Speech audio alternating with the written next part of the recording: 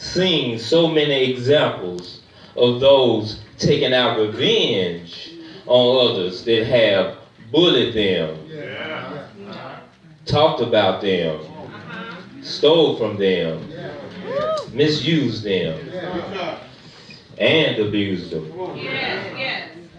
Many have responded to these injustices and their pain in ways that are not Christ-like.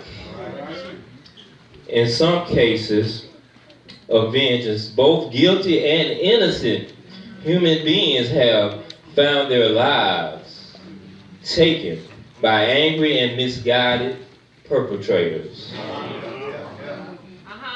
We have seen this kind of scenario in some of the school shootings and other horrific violent events that have taken place over the years. Also, unfortunately, many family members today have become totally disconnected from one another because of their unwillingness to forgive and let go of past pain.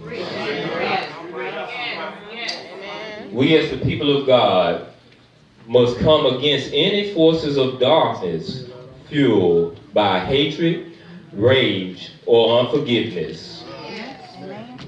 We must lead the world by example, showing others in our midst that it is a much better way to deal with injustices and hurts they experience at the hands of other people in and around their lives. Before I continue on, let us look at the story surrounding the text this morning. At the end of chapter 4, after Jesus had selected his disciples, he went about Galilee, teaching in their synagogues, preaching the gospel of the kingdom.